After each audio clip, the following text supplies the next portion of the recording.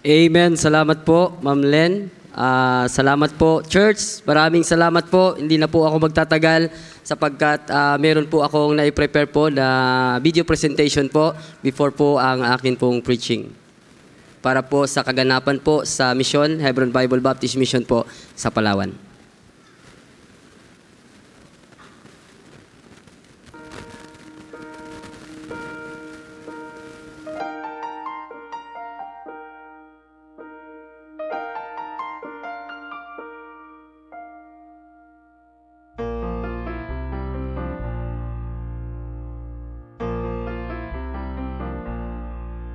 There's a call going out across the land in every nation.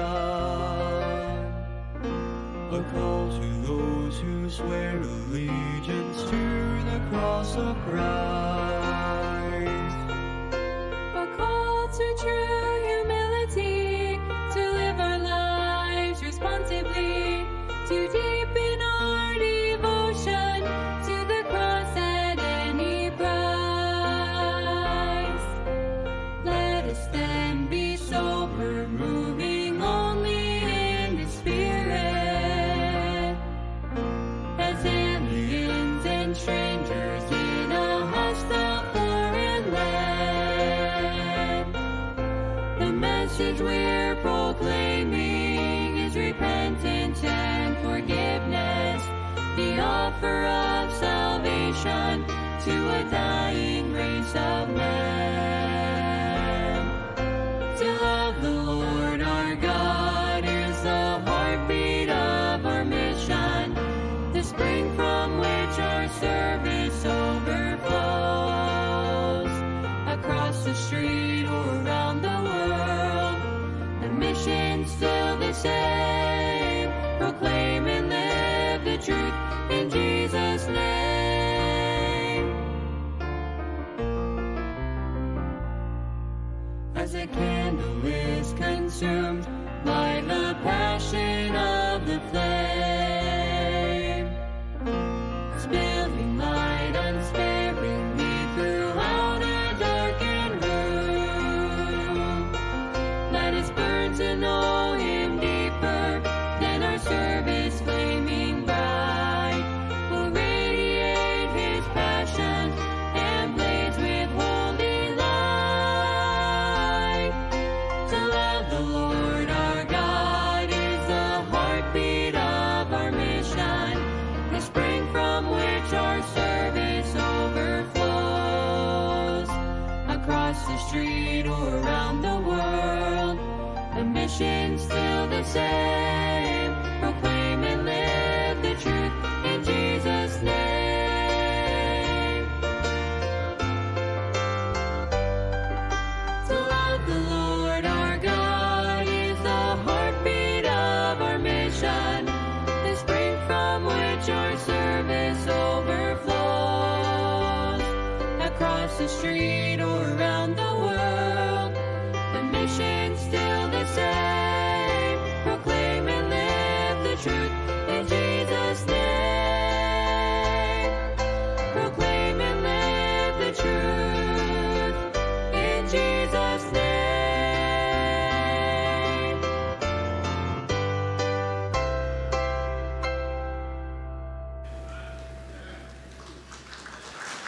So, yun po yung na-prepare po namin na video presentation. Unang-una po, magandang gabi po sa atin pong lahat at unang-una po, salamat po sa biyaya po ng Diyos na ako po ay ginagamit ng Panginoon sa Palawan po. At salamat din po kay Pastor Ray na siya po ay nandoon po yung pagmamahal niya po sa misyon. No? Amen? At gayon din po, Church. Maraming salamat din po, Church, sa inyo pong suporta at patuloy po na nagpapatuloy po ang Hebron Bible Baptist Mission sa Palawan po by the grace of God. Ito po ay hindi ko gawain, ito po ay gawain ng Panginoon. So ako po ay na-send out last 2021 no, ng October.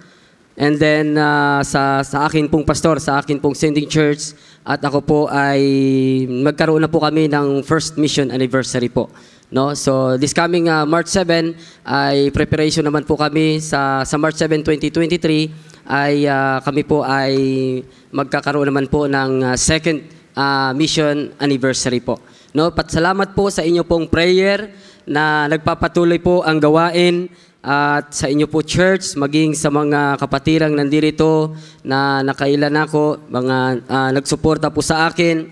So first time ko po na makapag-preach sa isa pong malaking church. Sa Palawan po, maliliit lang po yung simbahan po doon. Pero by the grace of God po, na napagkaroon po tayo ng oportunidad na makapag-preach po dito.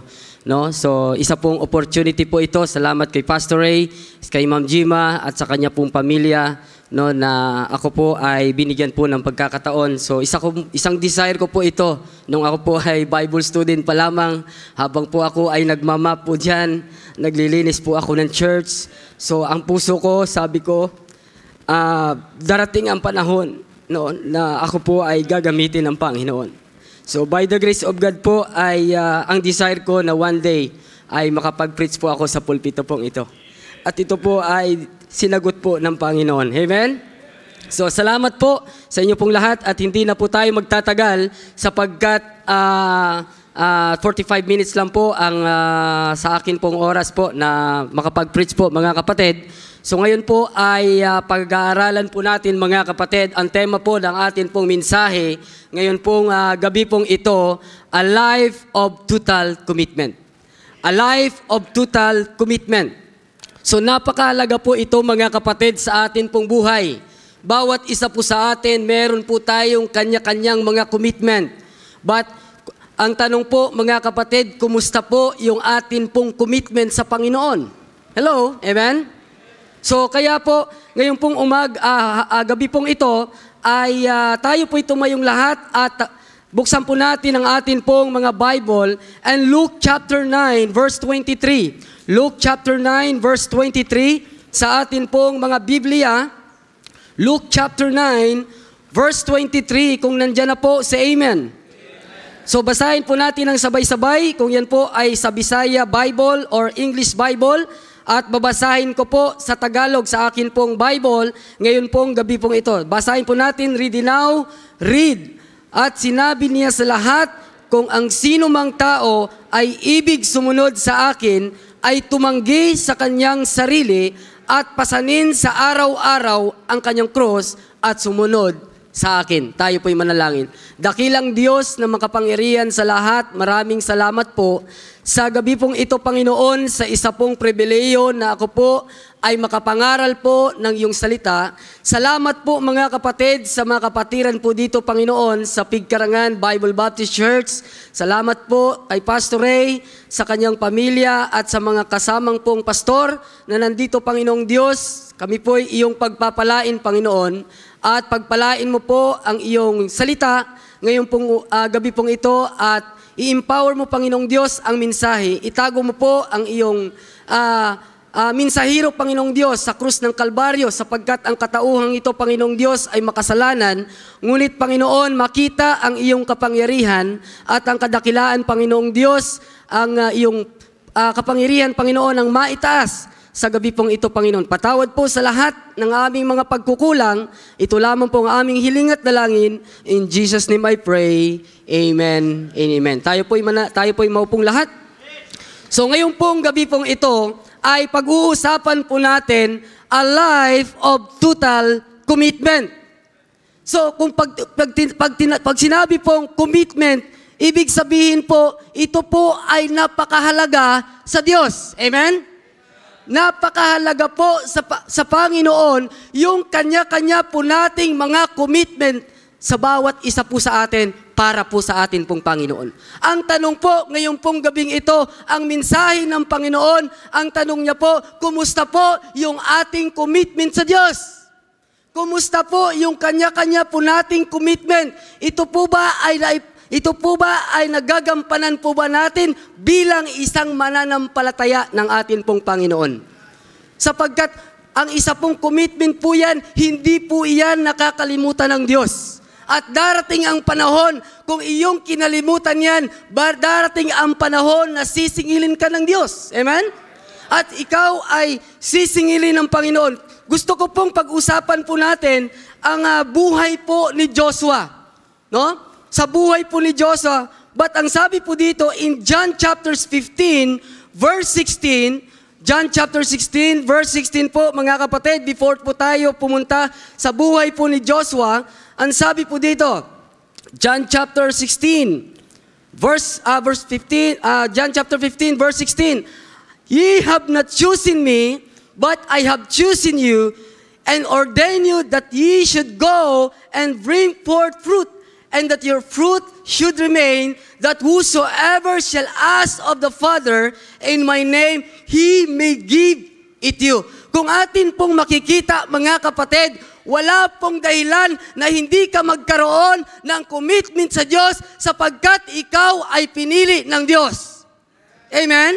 Pinili ka ng Panginoon. So kaya po mga kapatid, hindi po dahilan, wala pong hadlang, wala pong dahilan para wala po tayong commitment sa atin pong Panginoon.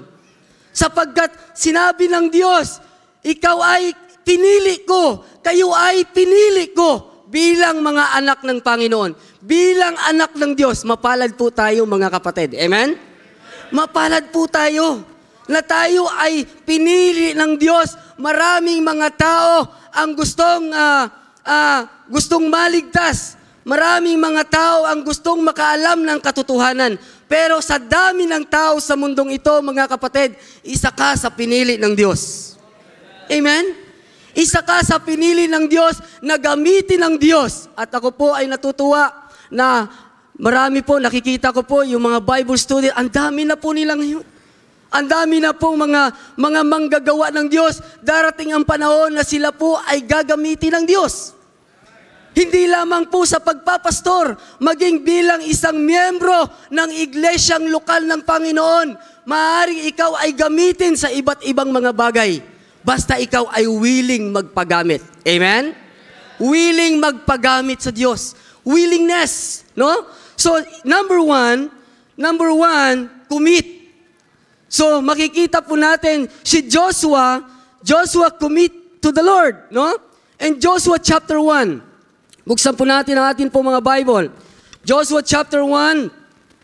Sa atin pong mga Biblia, so ako po, mahilig po ako magbukas ng Bible sapagkat wala po kaming ganito po sa amin pong mission. Amen? So kaya po, Joshua chapter 1, verse 1, sabi po dito ng Bible, Now after the death, so sa Tagalog, babasahin ko po, sa Tagalog na lamang po, nangyari nga pagkamatay ni Moises, na lingkod ng Panginoon, na ang Panginoon ay nagsalita kay Joshua, na anak ni Nun na tagapangasiwa ni Moises, na sinasabi, si Moises na aking lingkod ay patay na. Na ngayon nga'y tumindig ka, tumuwid ka sa Jordan ito, at ikaw at ang buong bayang ito hanggang sa lupain ng aking ibibigay sa kanila, sa makatuwid bagay sa mga anak ng Israel. Makikita po natin mga kapatid, ang unang leader po na ginamit ng Diyos para iligtas ang mga Israelites doon sa Egypt, si Moises. Pero dumating po ang panahon na si Moises po, dahil po siya ay kinuha na ng Diyos, namatay po si Moises. Pero ang pumalit na leader doon po sa mga Israelites ay si Joshua. At sinabi po ng Panginoong Diyos kay Joshua, no, sabi po dito sa verse 3, sa dakong tungtungan, verse 2, si Moises na aking lingkod ay patay na.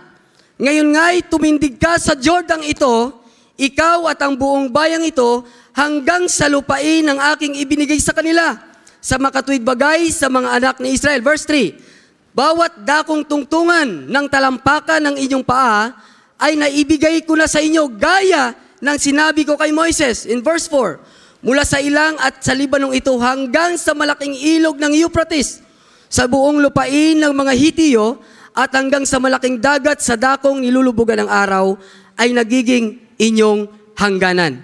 Ito po yung sinabi po, mga kapatid ng Diyos kay Joshua. Meron pong instruction. Meron pong instruction ang Diyos kay Joshua. And verse 5, sabi po dito ng mga kapatid, there shall not any man to able stand before thee all the days of thy life. No, walang anumang makatatayong sino mang tao sa harap mo sa lahat ng mga araw ng iyong buhay, kung paanong ako'y sumakay Moises, gayon ako sasayo. Hindi kita iiwan, hindi kita pababayaan.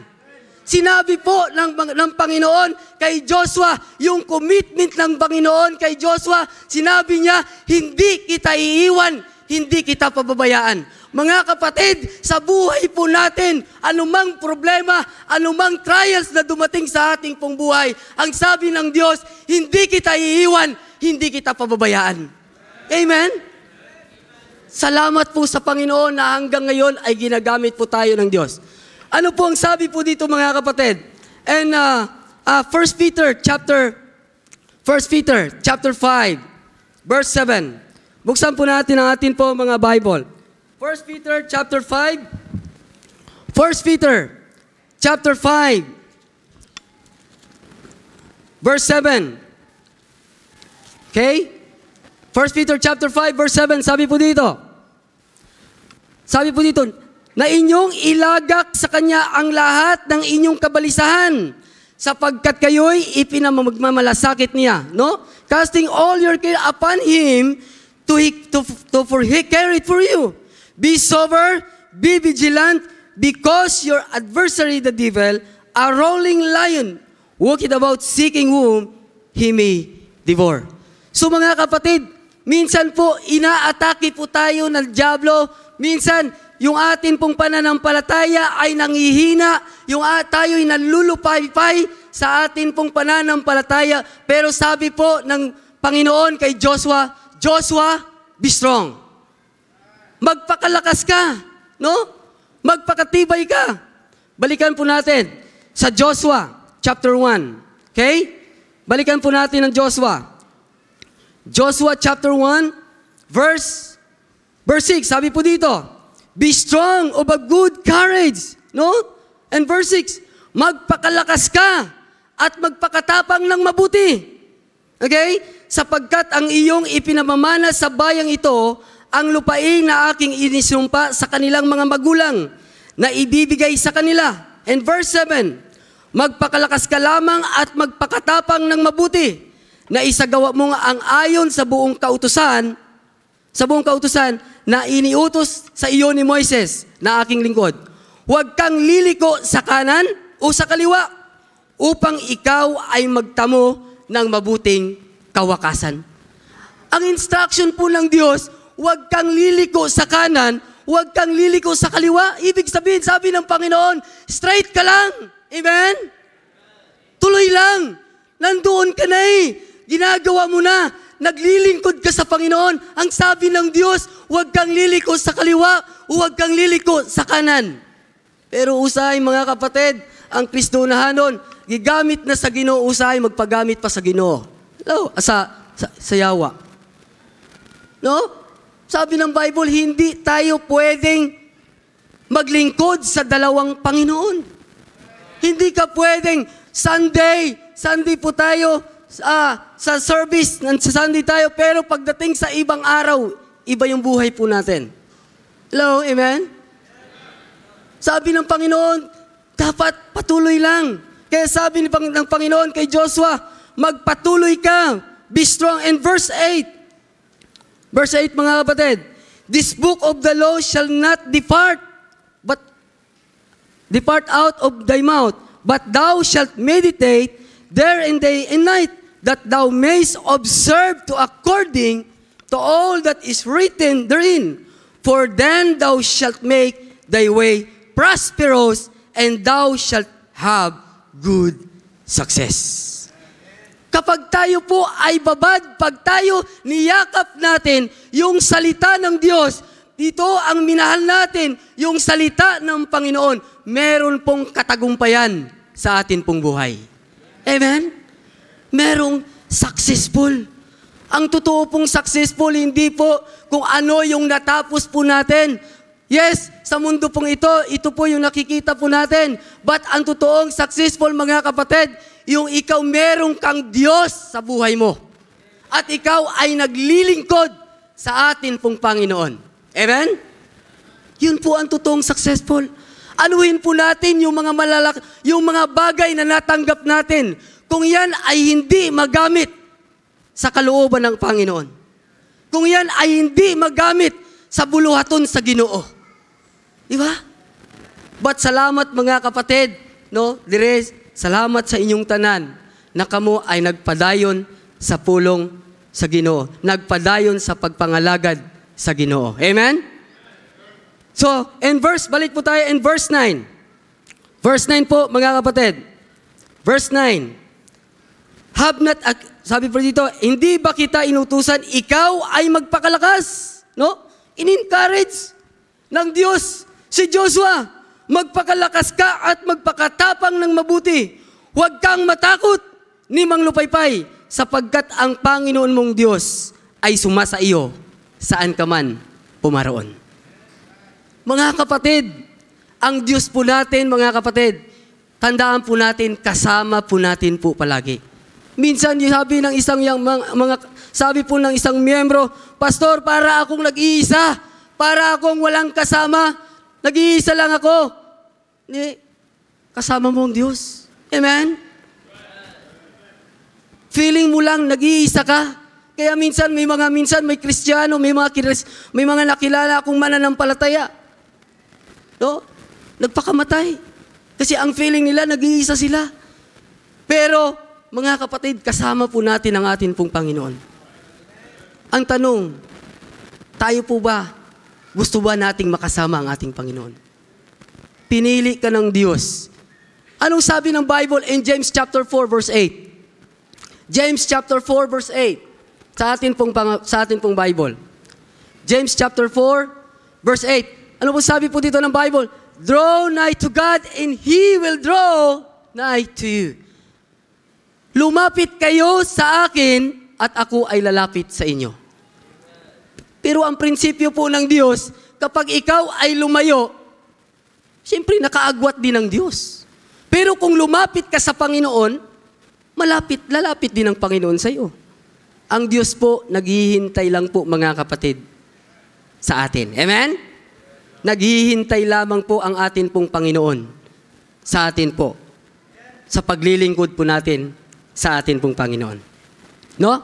So, tignan po natin Joshua chapter 4. Joshua chapter 24 verse 14 to 15. Joshua chapter 24 verse 14 to 15. Sabi po dito, Joshua 24 verse 14 to 15. Sa atin pong mga Bible.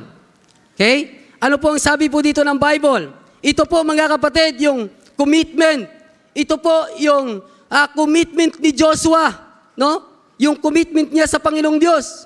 Sabi dito, ngayon nga ay matakot kayo sa Panginoon at paglingkuran niyo siya sa pagtatapat at sa katotohanan. At inyong alisin ang mga Diyos ng mga pinaglilingkuran ng inyong mga magulang. Sa dako roon sa ilog sa Ehipto, at inyong paglilingkuran ang Panginoon. And verse 15, ito po ang sabi po ni Joshua, at kung ang inakala ninyong masama na maglingkod sa Panginoon ay pipilitin nyo sa araw na ito kung sino ang inyong paglilingkuran. Kung ang Diyos ng inyong mga magulang na pinaglilingkuran sa dako roon ng ilog o ng Diyos sa mga Amorites, sa lupain nila ay inyong tinatahanan. Ngunit, sabi ni Joshua, sa ganang akin sa sangbayan ay maglilingkod ako sa aking Panginoon. Amen? Sabi ni Joshua, but as for me, in my house, we will serve the Lord. Amen? Salamat po mga kapatid na minsan, salamat po na may mga pamilya minsan nabuo sa church. Ako po, natutuwa po ako sa iba pong mga family na sila po ay buo sa kanilang simbahan. Sapagkat yung akin pong father, hindi pa po mananampalataya hanggang ngayon. Isa po sa pinagpipray ko ang akin pong papa, na siya po ay makatanggap sa Panginoon. Nung ako po ay nag-Bible school, pumunta po ako dito sa Mindanao last 2017. First year po ako. Marami pong criticize ang natanggap ko. Yung akin pong Papa, isa sa nag-criticize sa akin kasi dating iglesia ni Cristo. Sabi niya, dadalhin mo lang doon sa Mindanao yung buhay mo. Kaya po pagkatapos, criticize din ako ng akin pong mga auntie, aking uyuan. Sabi niya, dadalhin mo lang ang buhay mo doon sa Mindanao. Magulo doon. Pero sabi ko, kung ako ay kukunin ng Panginoon, mamamatay ako naglilingkod sa akin pong Panginoon. Sapagkat religion cannot save you. Ang reliyon ay hindi makapagliligtas sa akin. Ang reliyon, kung anino mang reliyon, hindi mo makapagliligtas, kundi ang atin pong Panginoong Diyos. Amen? Yun po ang makapagliligtas sa atin. Hindi po kung ano pong mga bagay. Kaya, nung ako po ay marami pong trials na dumating sa akin. Alam po yan po ng mga nakabatch ko po nung nakaraan. Sabi ko, dumating po sa punto na ako po ay nagkasakit. First year pa lang. Salamat kay Pastor Ray. Talagang tinulungan niya po ako. Napasitiskan ako sa Usamis. Ginastusan. By the grace of God, dito pa rin po ako. Amen? Gayon din po. And then second year, yun ang pinakamatindi. Ang daming trials. Ang daming pagsubok. And then hanggang nag-third year po ako, nagkasakit ako ng, sabi po nila, likos ugahit. Yun yung naglikos sa aking baywang. Nadurog po ang aking, labas po ng aking katawan. 3 days po ako sa hospital, baroy. Umiiyak ako, nag-communicate na ako sa akin pong mga magulang, sa akin pong, sa aking mga kapatid. Sapagat grabe na yung sakit po na aking naramdaman. Salamat po sa mga tumulong. At grabe po, sabi ng doktor, sabi ko, Dok, kumusta po yung akin pong sakit? Kasi sabi po nila, yung sakit daw na yun nakakamatay. Bihira lang yung nakakaligtas. Sabi ko, totoo ba to? Sabi ko, Panginoon, huwag mo pong hayaan na yung sinabi ng tatay ko at yung sinabi ng aking auntie mangyari dito sa Mindanao. Grabe po yung iyak ko mga kapatid. Umiyak ako sa Panginoon. Lumuha talaga ako. Kumbaga, nagsama yung akin pong, yun sa ilong ko at sa luha ko mga kapatid. Ang hiningian ko lang ng tulong ay ang Panginoon. Sabi ng doktor sa akin, sabi niya, sa ngayon, hindi pa naman masyadong malala. Pero sabi niya, wag lang ma-infeksyon. Sapagkat kung ma-infeksyon, baka mahirapan tayo. Sapagkat yung likos ugahit daw po, ano po yun, sa butlig po dito sa balat, pero sa loob ay malaki na ang sugat. So pwedeng tamaan yung kidney, pwedeng matamaan yung internal organ. At pag nakaabot sa pusod, pwede po daw pong ikamatay. Minsan po, nung time na yun sa hospital po ako, sinusubukan ko nang hindi huminga. Sabi ko, mamamatay na ba ako? Pero mga kapatid, umiyak ako sa Diyos.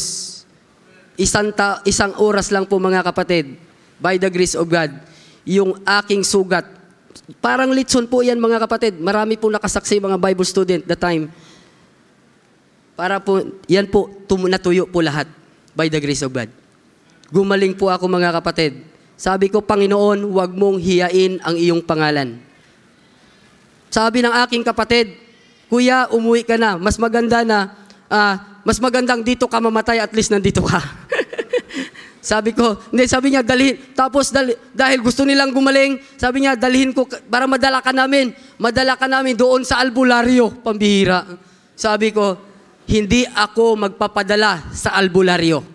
Dumating man sa akin ang kamatayan, yun ay panahon na ibinigay ng Diyos sa akin. Mamamatay ako. Sabi ko, hindi ako aalis. Umiyak ako sa Panginoon. Nag-pray ako, Lord, mayroon akong commitment sa iyo.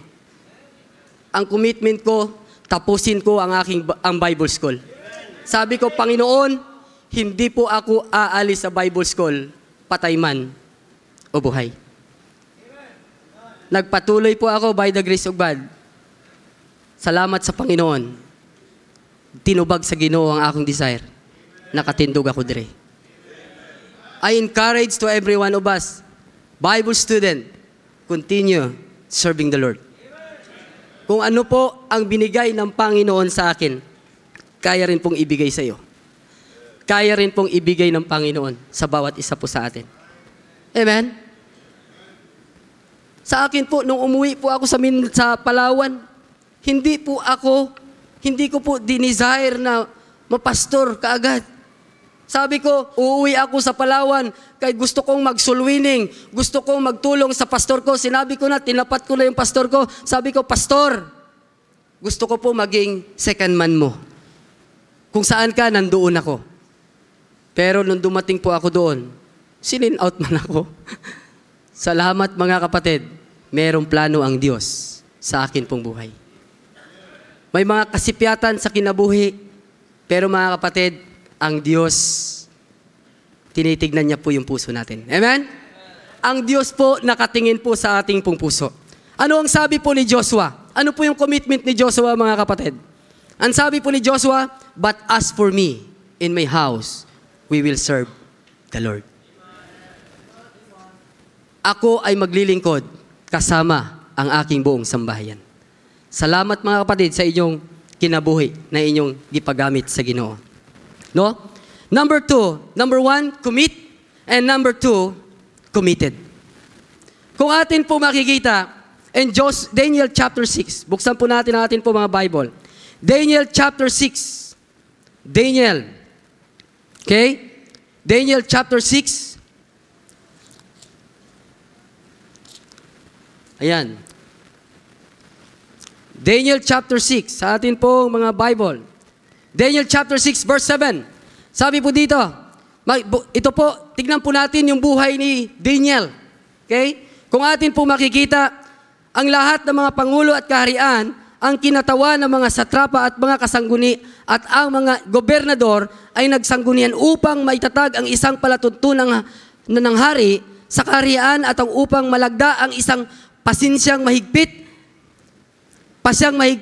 na sino mang humingi ng isang kahilingan sa kanino mang Diyos o tao sa loob ng 30 araw, liban sa iyo o hari, ay ihagi sa yungib ng mga leon. So, ikukwento na lang po natin mga kapatid. No? Kung atin po makikita ang buhay ni Daniel. So, si Daniel po, committed po siya sa Diyos. Amen? Makikita po natin na si Daniel, siya po ay isang mabuting mananampalataya ng Panginoon. 3 times po siyang manalangin sa kanyang kwarto. 3 times po siyang mag-pray. At si Haring Darius, siya po ay merong gobernador o mga kapamahalaan. Na ito pong mga mambabatas na ito na gumawa ng batas, sabi niya, mahal na hari, mas maganda na ikaw yung gawing Panginoon nila. Paging Panginoon namin, maging ikaw yung hihingian namin. Walang ibang Diyos. Sapagkat itong si Daniel, mabuti sa harapan ng Panginoon at wala silang makitang problema. Wala silang makitang kasalanan. Kaya gumawa na sila ng batas. And then pinapirmahan sa hari. At pagkatapos, nung pinapirmahan sa hari, and then, syempre, itong si King Darius, ay friend niya si Daniel. Dumating ang panahon na nanalangin itong si Daniel. 3 bisis pa rin sa isang araw. At pagkatapos mga kapatid, nakita po natin yung commitment, yung committed ni Daniel. Hindi siya natakot. Alam ni Daniel na siya ay ihulog sa mga leon. Ngayon pinatawag siya ni King Darius. Sabi niya, Daniel, totoo ba na ikaw ay lumuhod? O ikaw ay sumamba? Ikaw ay nanalangin sa iyong Diyos?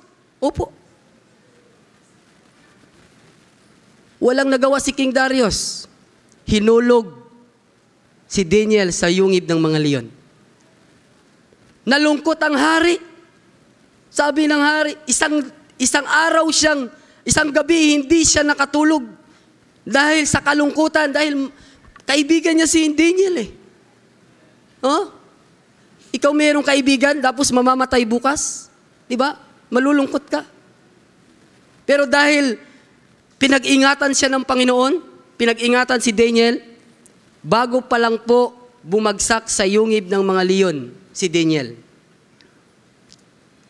Sinara na ng Diyos ang bibig ng mga leon. Sinara na. Maagang-maaga pa lang, sabi ni King Darius, pumunta siya doon sa yungib ng mga leon. Sabi niya, Sabi niya, Daniel, gising ka, tulog, buhay ka pa ba? Sabi ni Daniel, mahal na hari, buhay ako. Niligtas ako ng aking Diyos. Pero sabi ni King Darius, purihin ang iyong Panginoon. Sabi ni King Darius, sige, sabi niya sa mga tauhan, iakyat siya. Lahat po ng gumawa ng batas, inihulog ni King Darius sa yungib ng mga leon. Pero si Daniel, dahil siya ay committed sa Panginoon, binuhay siya ng Panginoon. Amen? Because committed. Daniel committed to the Lord. Joshua, nag-commit sa Panginoon. Si Daniel, nag-commit sa Diyos. Number 3, consecrated. Consecrated means to set apart, dedicated, or devote. So, makikita po natin mga kapatid, so ito po, dedicated, no? Sino yung dedicated? Tayong mga mananampalataya. Dapat dedicated tayo sa Panginoon, amen? Kung noon, nung hindi pa tayo mananampalataya, nung nasa sarili pa tayong relihiyon, maaga pa lang, simbang gabi, nandoon ka na sa church. Ngayon, totoo na tayo sa Panginoon. Dapat dedicated tayo, amen? Dapat devoted tayo sa atin pong Panginoong Diyos. Dapat devoted ka. Kung noon devoted ka sa reliyon mo, kung saan ako nabuhay, doon din ako mamamatay. Sabi ng iba.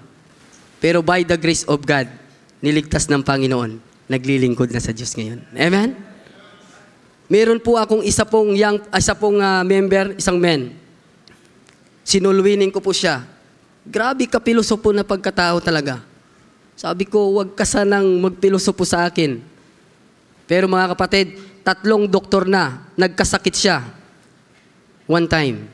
3 doktor na ang kanyang pina-check-upan po. Wala po makitang sakit. Ang sabi ng pastor ko, sulwining mo. Spiritual ang sakit niya. Nung sinulwining ko po mga kapatid, tumanggap sa Panginoon. Ngayon po, ginagamit ng Diyos.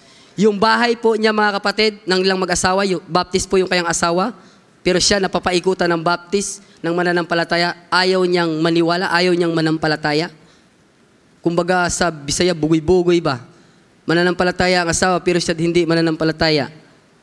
Tapos, and then yung akin pong, and then nung siya po ay sinulwining ko by the grace of God, tumanggap po siya sa Panginoon that time. Pagkatapos, siya po ay ginagamit na po ng Panginoon ngayon. Yung bahay nila po dati, kawayan lang. Ngayon po, binigyan siya ng kanilang amo, 300,000 pambili lang ng kanilang paggawa ng kanilang bahay. First fruit, nagbibigay ng faith promise, nagpapakain sa pastor. Yun po ang ministry niya. Sapagkat ginamit po siya ng Panginoon. Dedicated siya. Devoted siya. No? Daniel chapter 3 po, mga kapatid. Daniel chapter 3. Sa atin po, mga Bible. Okay? Daniel chapter 3. Last, ito po, pag-usapan po natin ang buhay ni Shadrach, Meshach, and Abednego. Number 3, consecrated. Committed, consecrated. Kung atin po makikita mga kapatid, and Daniel chapter 3 verse 10, o ikaw, hari, magpasya ng sa bawat tao na makarinig ng tunog ng korneta o plauta ng alpa o sambuko o salteryo ng gaita at lahat ng sari-saring panugtog ay magpatira pa at sasamba sa larawang ginto. At sino mang hindi magpatira pa at sumamba ay hahagis sa gitna ng mabangis na hurnong nagniningas. May ilang Hudyo na iyong inihalal, sabi po ng mga tauhan, no? Ng mga mambabatas ni King Nebuchadnezzar.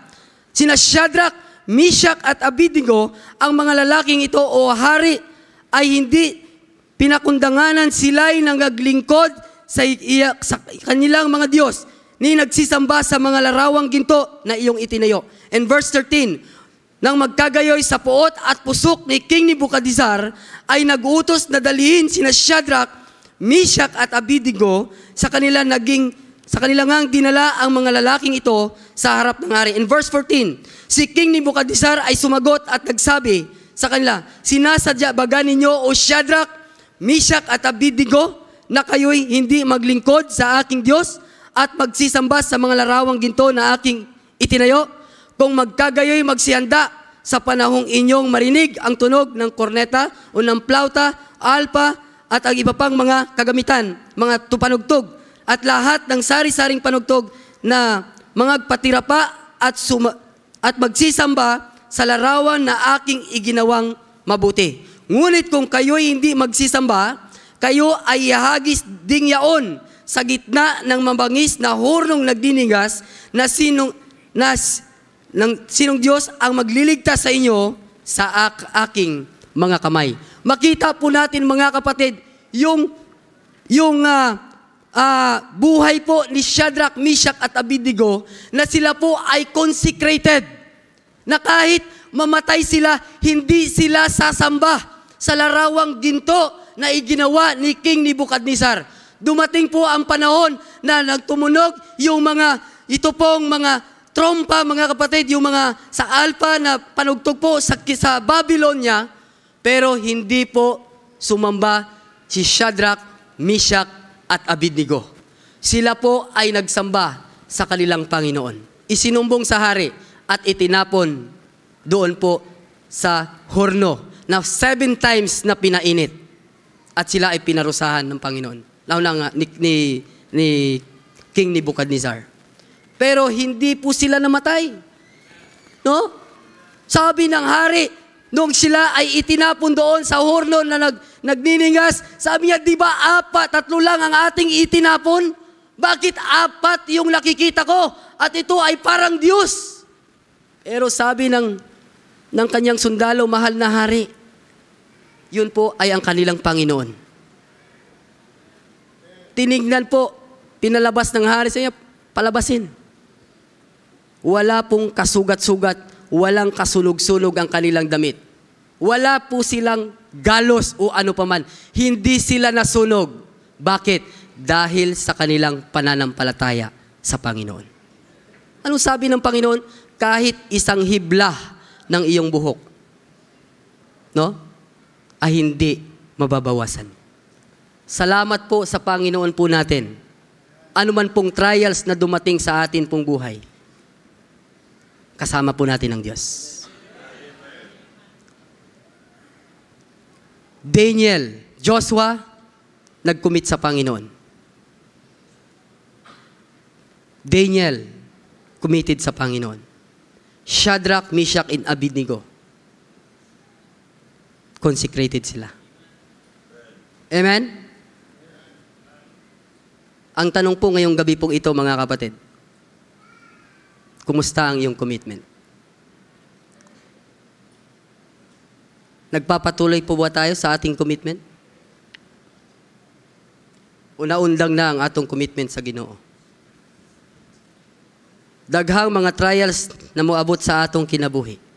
But tayo po ay magpatuloy sa ating paglilingkod sa Panginoon. Hanggang dumating po ang ating Diyos, ang ating Panginoong Jesucristo. At sa pagdating po ng ating pong Panginoon, nandoon po, kasama tayong dadalhin sa langit. Pagdating sa kalangitan, bibigyan tayo ng reward ng ating Panginoon. Mga kapatid, I encourage sa bawat isa po sa atin, continue to serving the Lord. Bible student, continue to serving the Lord. Ano mang dumating na problema sa inyong buhay, kung anong naranasan ko, naranasan nyo, naranasan ko din. Hindi ko pinagmamalaki yung sarili ko. Only by the grace of God.